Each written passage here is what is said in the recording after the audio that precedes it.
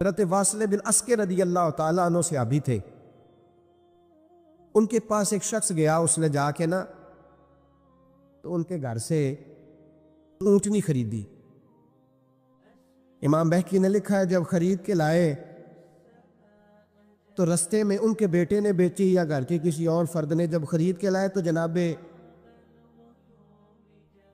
واصلہ بن Oscar رضی اللہ تعالیٰ عنہ کی ملاقات ہوئی تو آپ پوچھنے لگے بھائی یہ تو اونٹنی میری ہے، میرے گھر سے خرید کے لائے ہو؟ کہا ہاں۔ فرمانے لگے تم نے کیا کرنا ہے اونٹنی کا؟ بک گئی، ٹھیک ہو گیا، ہوش میں عقل میں خرید کے لایا، بات ختم ہو گئی۔ بلکہ ہم تو کہتے ہیں وہ لکھا ہوتا ہے دکانداروں نے خریدا ہوا مال واپس، واہ جی واہ، یہ کس کا فتویٰ ہے؟ یہ خریدا ہوا مال واپس کس کا فتویٰ ہے؟ یہ ساڈا اپنا کہتے ہیں ایڈا اوکھا تینوں مڑیا تو پھر لے کے آ گیا، ایڈیاں گلاں سنا کے ایڈا سیاح سیل مین سی انہیں ترلے لینے ساتر ہی انہیں تعریف کی ہے، تو انہوں بڑا سونا لگے گا، پھر تیرے گلے میں ڈالا ہے بڑی مشکل سے، مڑا ہے تجھے اور تو پھر لے کے آ گیا، اور شام کو کہتا الحمدللہ میں نے بڑے پیسے کمائے، لا حول ولا قوت الا۔ سارا دن جھوٹ بولا، فریم کیا، اس پہ اللہ کا شکر ادا کرنا۔ بندہ لے کے آ رہا ہے ان کے گھر سے، کہاں سے خریدی؟ تو صحابی کہنے لگے آپ کے گھر سے۔ فرمایا میری اونٹنی ہے لیکن تمہیں اس کے عیب کا پتہ ہے؟ او بھائی یہ دھرتی پہ بسنے والے لوگ تھے، یہ میرے نبی پاک کے تیار کیے ہوئے تھے، تمہیں پتہ ہے اس اونٹنی کے عیب کا؟ کہ یار تو عجیب آدمی ہے، کوئی عیب بھی بتاتا ہے اپنے جانور کے۔ فرمانے لگے چل تو یہ بتا گوشت کھانے کے لیے خریدی ہے یا سفر کرنے کے لیے؟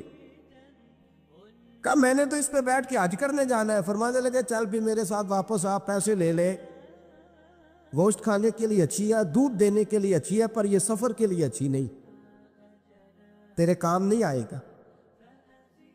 اب وہ صحابی ساتھ ساتھ چل رہے ہیں اور کہنے لگے یار میں نے خرید لی تھی، پیسے دے دیے تھے، مرضی سے سودا کیا تھا، میں نے پوچھا بھی نہیں تھا سفر کی کیسی ہے، تو نے یہ کیوں کیا؟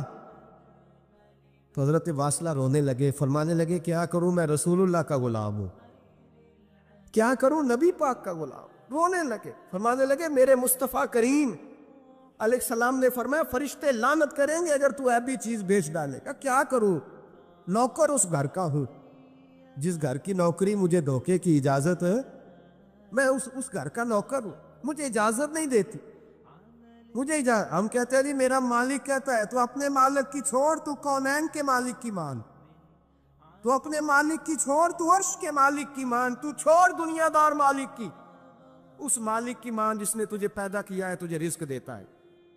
دنیا کے مالک کی بات کر رہا میرے نبی پاک صلی اللہ تعالی علیہ وسلم باہر نکلے، رات کو مدینے میں ٹھنڈی ہوائیں چلی ہے، رم جھم برکھا برسی ہے، مدینہ سارا ٹھنڈا کر گئی ہے، پہلے ہی بڑا ٹھنڈا ہے، پر خدا کے کرم سے مدینے میں اور ٹھنڈک ہوئی۔ حضور سویرے نکلے، بازار میں گئے، غلے کا ڈھیر پڑا ہے، نبی پاک کی نظر پڑی، حضور پہنچے تو غلے کا ڈھیر ہے، سارا خشک ہے۔ محبوب نے فرمایا رات کو بارش ہوئی ہے، تیرے غلے میں پڑی نہیں، تیری گندم خشک رہ گئی، رات اتنی بارش ہوئی، نبی پاک پردہ پوش ہے کہ نہیں؟ بولے سارے۔ میرے اعلیٰ حضرت فرماتے ہیں قیامت میں ہمارے عیب چھپیں گے تب جب مصطفیٰ اپنی چادر میں چھپائیں گے۔ وسعتیں دی ہے خدا نے دامن محبوب کو، عیب کھلتے جائیں گے اور وہ چھپاتے جائیں گے۔ حضور پردہ پوش ہے نا، لیکن دھوکے باز کی نبی پاک پردہ پوشی نہیں کرتے، جو دھوکہ دے۔ اگرچہ اس صحابی کے بارے میں محدثین نے یہ لکھا ہے کہ وہ دھوکہ نہیں دینا چاہ رہے تھے، ان کو بھی اس مسئلے کا پتہ ہی نہیں تھا، جب پتہ چلا تو پھر دوبارہ انہوں نے یہ کام نہ کیا۔ اللہ کے حبیب صلی اللہ علیہ وسلم پہنچے، فرمایا تیرے گلے پہ تیری گندم پہ بارش ہی نہیں ہوئی۔ حضور نے اپنی آستین کو چڑھایا، بازو اوپر کیا، اور حضور نے گلے کے اندر ہاتھ ڈالا، اندر سے جا کے حضور گیلی گندم اٹھا کے باہر لائے، اور نبی پاک صلی اللہ علیہ وسلم نے فرمایا یہ کیا ہے؟ جب ان کی گردن جھکی تو میرے مصطفیٰ نے فرمایا سنو، من غشا فلیس منا، جو دھوکہ دے میں اسے اپنی امت میں شامل نہیں کرتا، ہم میں سے نہیں ہے جو دھوکے دے، فریب کرے، مکر کرے۔ دجل کرے، فراڈ کرے، بے ایمانی کرے، تھوڑے سے نفع کے لیے، تھوڑے سے.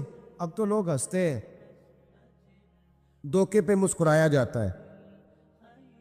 گوالے سے پوچھا، دودھ بیچنے والے سے، اور یہ صرف دودھ بیچنے والے کی بات نہیں، سب کا ہی رنگ نرالا ہے، سب کا ہی انداز نرالا، سب ہی تعریفیں کر رہے ہیں اپنے مال کی. سارے دو وہ گزر گئے لوگ. امام اعظم ابو حنیفہ رحمۃ اللہ علیہ، ذرا بادل ہوتے تھے تو کپڑے کی دکان تھی، بند کر دیتے تھے دکان.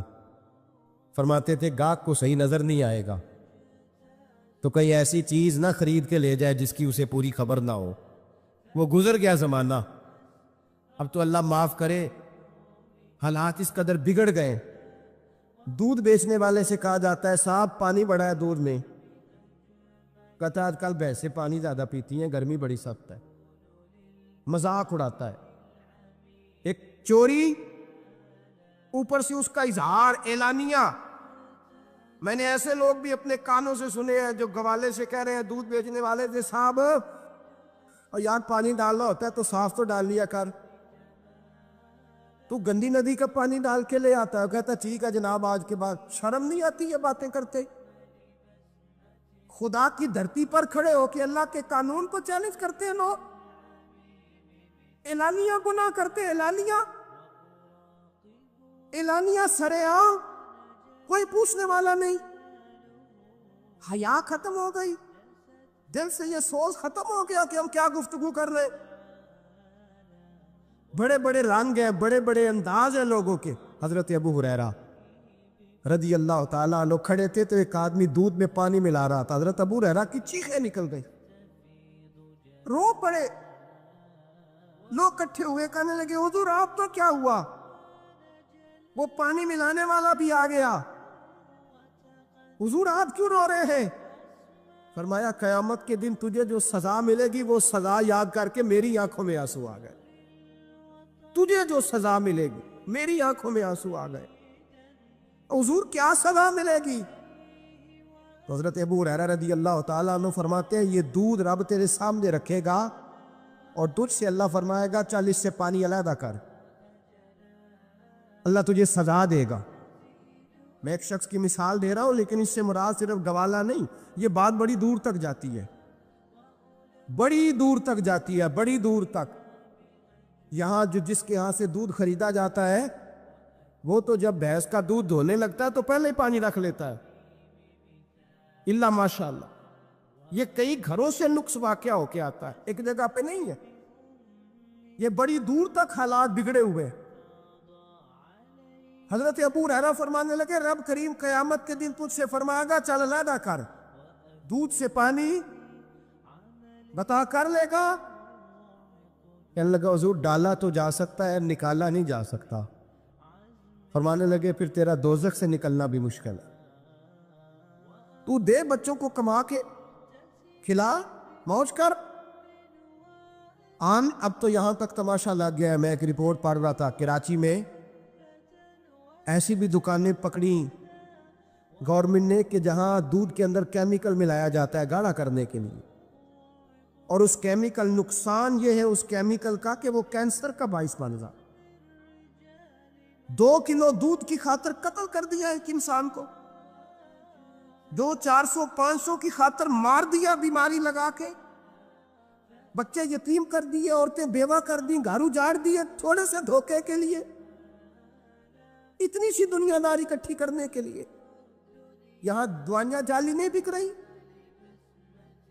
یہاں لوگ ملاوٹ والی، اتنے لوگ کھڑے ہیں ڈاکٹر کے دروازے پر اور تعریفیں کر رہے ہیں ڈاکٹر صاحب اس کمپنی کی کیوں لکھ کے دیتے ہیں، ڈاکٹر صاحب اس کمپنی کی دوائی، انہیں خبر نہیں کہ کیا حال ہے.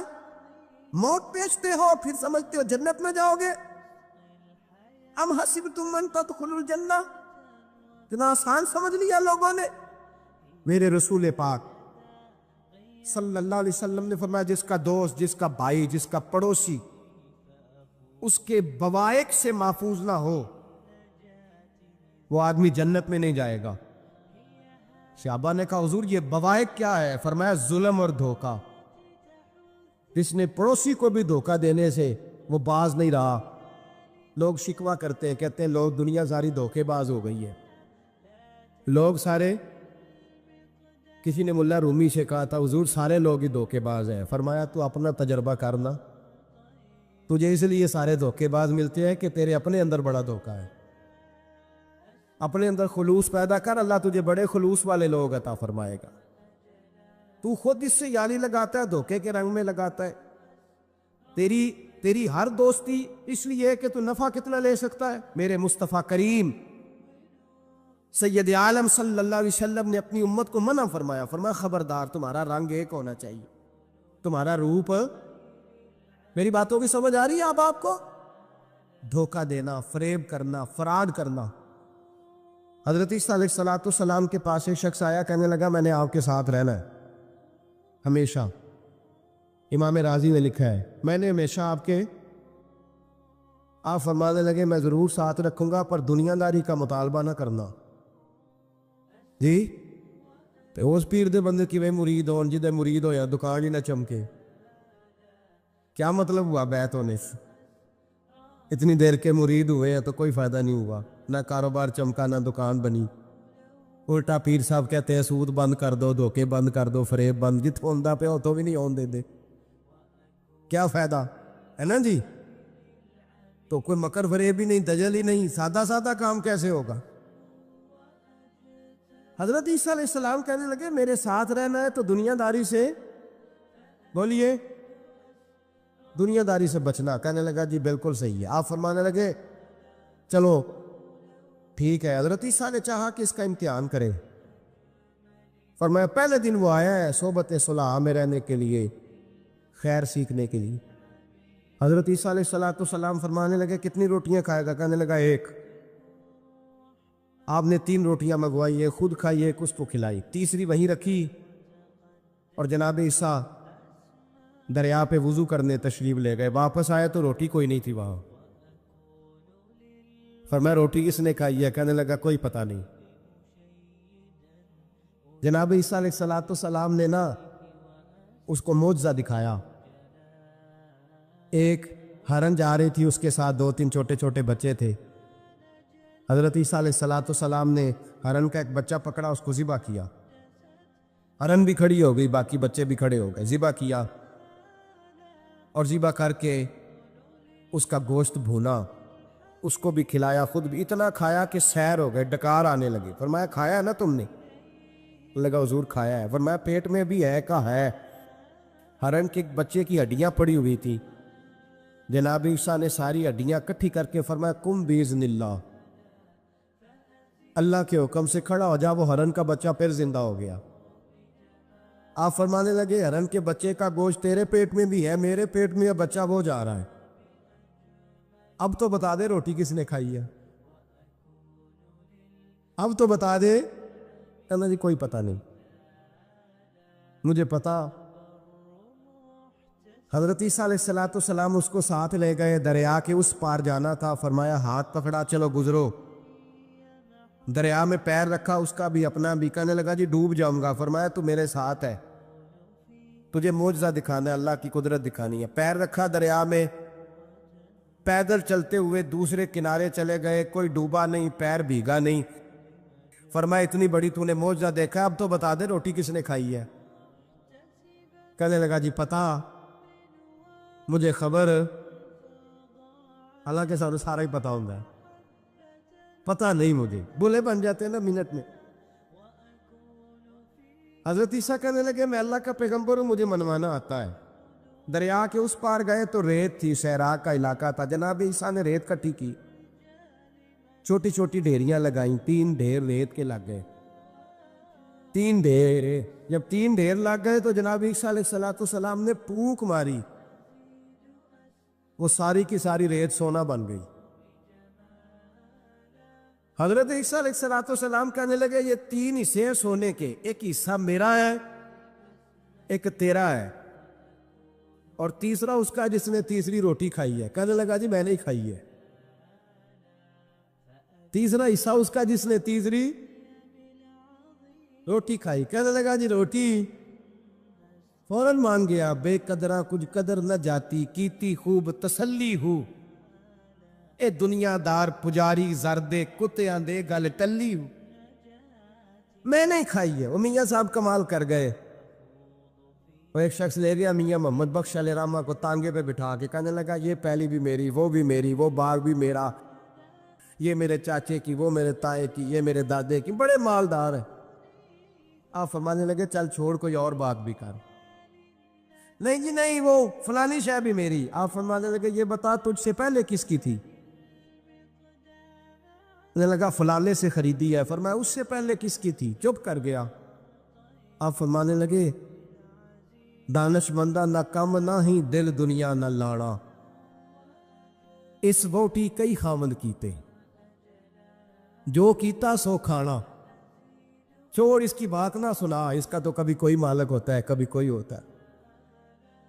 کہنے لگا جی میں نے ہی کھائی ہے روٹی. تو حضرت عیسیٰ کہنے لگے تو نے ظلم کیا. نبی کی صحبت پر تو نے ایک روٹی کو فوقیت دی، ایک روٹی، اور مجھے دھوکہ دیا اللہ کے پیغمبر کو. فرمایا جا، میں نے مال کا کیا کرنا ہے، سارا ہی سونا تیرا ہے، 3 ڈھیریاں تو ہی رکھ لے. حضرت عیسیٰ کہہ کے گزرے تو پیچھے سے ڈاکو آ گئے، تلواریں ہاتھ میں 2 ڈاکو، سونا پڑا ہوا دیکھا. کہنے لگے تیرا ہے؟ کہا میرا ہے. کہا اٹھ دوڑ جا، تجھے قتل کر دیں گے. منت کرنے لگا. کہنے لگا یار اس طرح کرو نا، بانٹ کے کھاتے ہیں.